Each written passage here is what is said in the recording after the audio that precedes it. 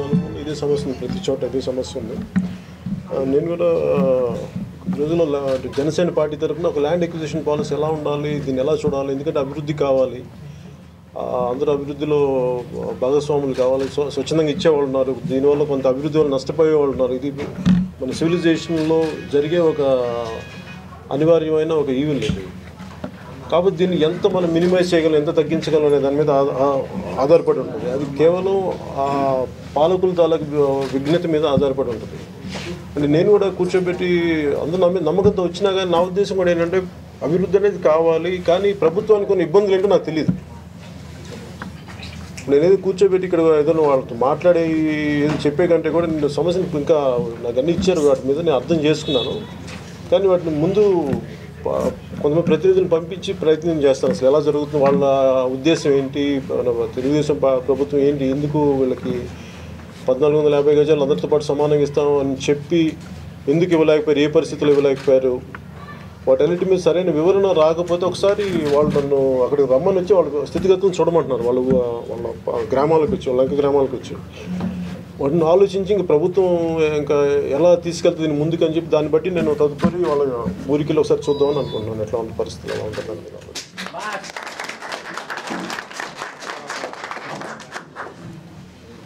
అంటే అలాగే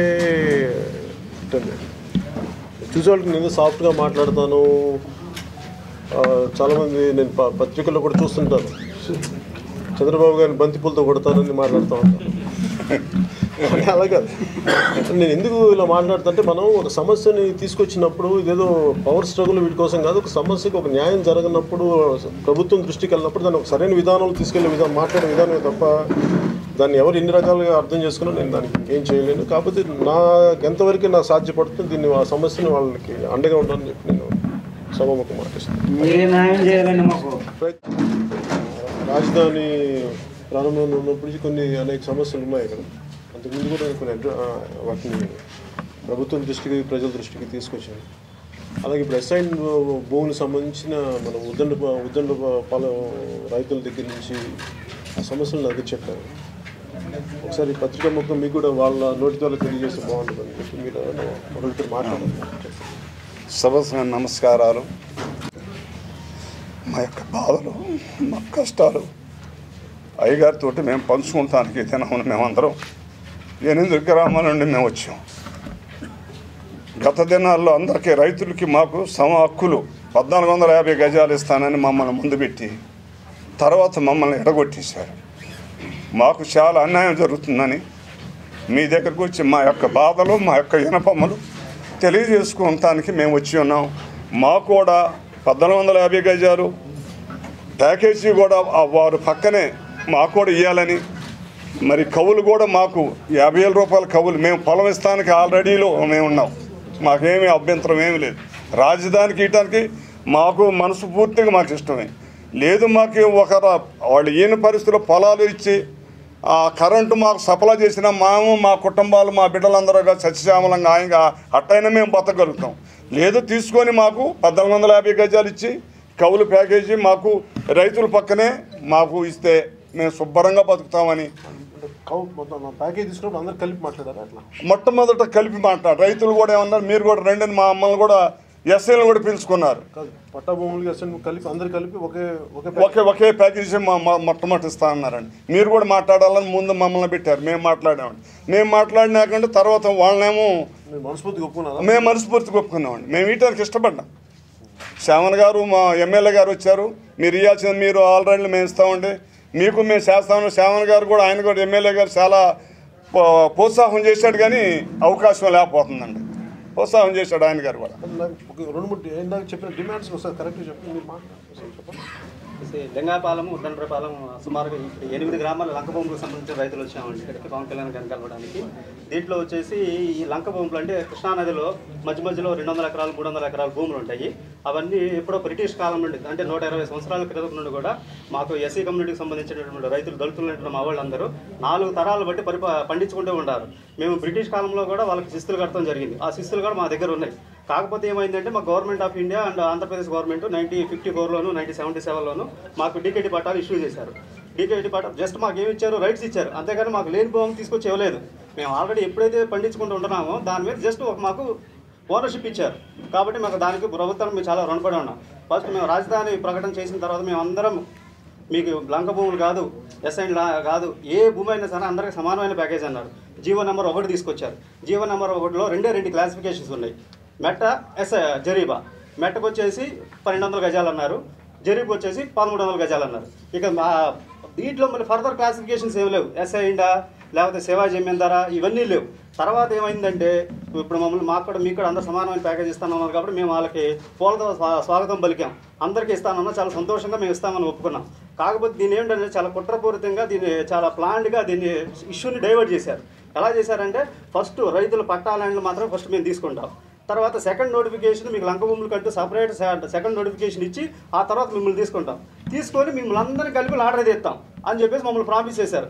సో మేమందరం దాన్ని చాలా సంతోషపడి సరేలే ఎప్పుడైతే ఏముంది తీసుకోవడమే కదా అని చెప్పి మేము చాలా సంతోషంగా ఉన్నాం.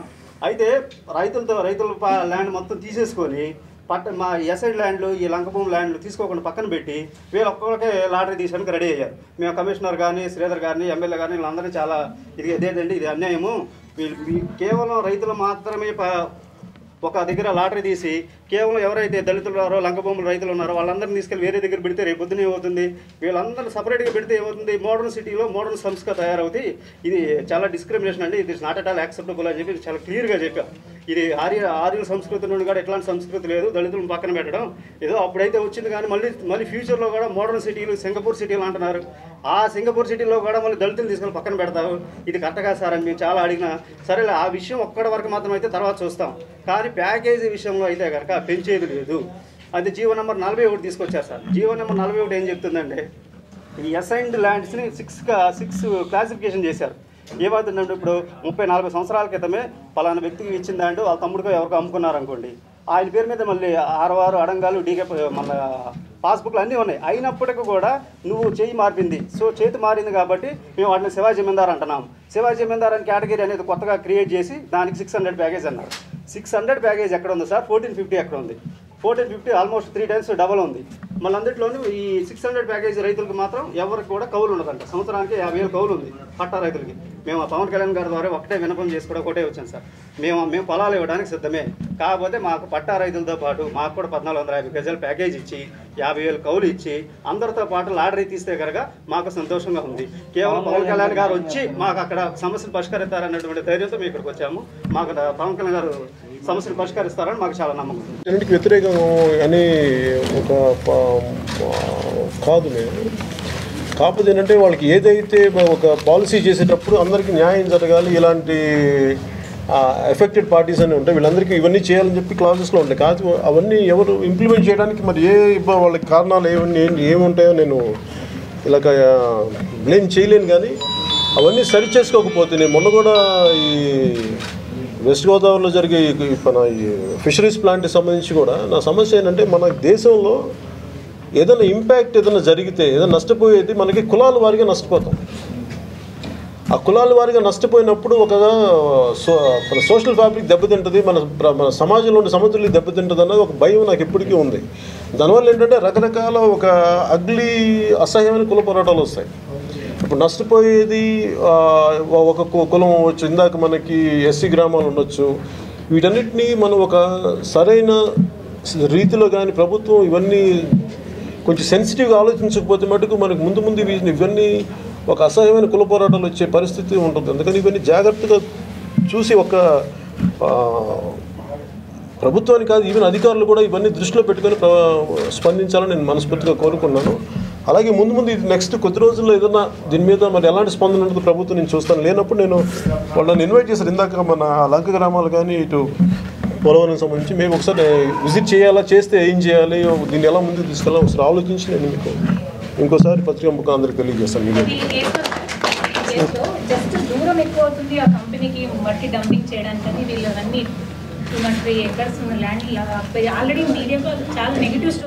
అంటే ట్రూ ఇవన్నీ చేయాల్సింది అదే అంటున్నాను. వాళ్ళు చేయాల్సినది అదేంటంటే షార్ట్ టర్మ్ ప్రాఫిట్స్ కోసం జనరల్గా ఈ కంపెనీ చేసేది. ఇది ప్రభుత్వం వాటిని ఒక నియంత్రించాల్సిన ప్రభుత్వానికి అధికారులది. మరి వాళ్ళు వెనక్కి వెళ్ళిపోయినప్పుడు దీని ఉద్యమం ద్వారా, ప్రజా ఉద్యమాల ద్వారా వీటిని అడ్రస్ చేయాల్సి వస్తాయి. అక్కడ దాకా తీసుకెళ్ళకూడదనే కదా నేను ఈ మీడియా ముఖంగా మీ అందరికీ చెప్తాను. అంటే నేను డెడ్ లైన్ ఇవన్నీ ఏంటంటే కూర్చోబెట్టి ప్రభుత్వాన్ని ఇరిటేట్ చేయాలనో, నాకేంటంటే ఒక సమస్యని ప్రభుత్వం దృష్టికి తీసుకెళ్ళేటప్పుడు ఒక పొలిటికల్ పార్టీగా దానికి సమస్యని పరిష్కరించాలని చూస్తుంటే తప్ప దాన్ని ఏదో వాళ్ళని ఇరిటేట్ చేయాలనో, నాకు ఇరికాటంలో పెట్టాలన్న ఉద్దేశం కాదు. నిజంగా ఒకరు కొంతమంది న్యాయం జరుగుతున్నప్పుడు, తప్పు జరుగుతున్న వాళ్ళని రక్షించాలి, దాన్ని వాళ్ళ సమస్య మీద దృష్టి పెట్టాలనే దాని విధానంలో నేను మాట్లాడతాను. ఇంకా అది కూడా ఇంకెవ్వరు మొండికెత్తేసి థిక్ స్కిన్గా కూర్చున్నప్పుడు ఇంకా అది లాస్ట్ రిసార్ట్గా నేను ఆలోచిస్తాను. సో అలాంటప్పుడు ఇప్పుడే ఎందుకు నేను దాని గురించి, అదేమో నాకు బాధ ఎక్కడ కలిగిందంటే అది 40-20 సంవత్సరాల నుంచి మీకు ఎవరు పట్టించుకోవట్లేదు కదా, ఇంక అందుకని చెప్పాను. ఇది కూడా నాకు తెలిసి ఫస్ట్ అంటే నేను అనేది మొదటి రోజు దాన్ని ఆ స్థాయికి గళం ఎత్తడం నాకు ఇష్టం లేదు. ముందు వాళ్ళ దృష్టికి తీసుకెళ్ళి అప్పటికి కూడా వాళ్ళు కాంట్రాక్టర్స్ దీన్ని పట్టించుకునే పక్షంలో దాన్ని ఇంకా వాళ్ళకి మద్దతుకి ఎలా నిలబడాలని నేను ఆలోచించి చేస్తాను. అయ్యో తమను ఏంటంటే ఇప్పుడు డంపింగ్ చేసేస్తా ఉన్నారండి, ఏం చేయండి చెప్పండి. కలెక్టర్ గారు చాలా దారుణంగా పంట పొలాలు మాకు వెళ్ళి హక్కు మాకు లేదండి. జిల్లా కలెక్టర్ గారు కాలు పట్టుకున్నారు.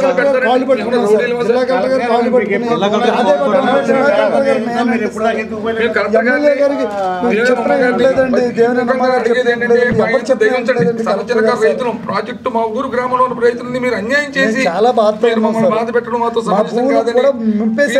మిమ్మల్ని ప్రార్థిస్తున్నాం. కలెక్టర్ గారిని కానివ్వండి, దేవేంద్ర గారిని కానివ్వండి, సీఎం గారు కానివ్వండి, ఎవరు మాకు శత్రువులు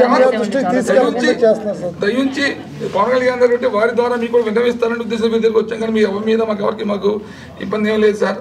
దయచేసి దేవేంద్ర గారు, కలెక్టర్ గారు, మేమందరినీ కూడా మేము ప్రాధేయపడుతున్నాం. మిమ్మల్ని దయచేసి మీకు ప్రాజెక్ట్ నెలకోసారి వస్తూ ఉన్నారు. మమ్మల్ని ఏడ్పించి మీరు చేయడం అనేది ఎంతవరకు ధర్మం మీ యొక్క ఆత్మవిమర్శ చేసుకోమని మిమ్మల్ని ప్రార్థిస్తూ, పైన కూడా మీకు ఏదో భూమి లీజ్ ఇచ్చుకునేలాగా ఏర్పాటు చేస్తాం, ఏదో పోస్ట్పోషన్ చేసుకోవడానికి, వ్యవసాయం చేసుకోవడానికి అన్నారు. ఆ నిర్ణయాన్ని మీరు ఏదైతే చెప్పుకున్నారో దాన్నైనా మాకు ఫుల్ఫిల్ చేసి ఏర్పాటు చేసి పెట్టండి. కన్సర్న్ మినిస్టర్ అమ్మగారండి, వారికి కూడా అన్ని తెలుసండి. వారు సానుకూలంగానే స్పందిస్తున్నారు సార్. అంటే వారి ప్రభుత్వం ఏదో డిసిషన్ కలెక్టర్ గారు ఇంకదే మాట అండి, నేను ఇవ్వను అని చెప్తున్నారండి. మాకు పత్రిక కడిగిలో ఉంది, మీ భూములు వదిలేస్తాం బాబు అన్నారు. అదే ప్రయత్నం చేస్తాను అనుకునే ఉన్నామండి. కంపెనీ వాళ్ళు ఎప్పుడైతే వెళ్ళలేకపోయారు, కలెక్టర్ గారు కూడా చెప్పలేకపోయారండి. చెప్పలేక మా మీద మళ్ళీ పడ్డారండి. వారు ప్రయత్నం చేశారండి. కలెక్టర్ గారిని కూడా మేమేమి తప్పట్టుకోవట్లేదు.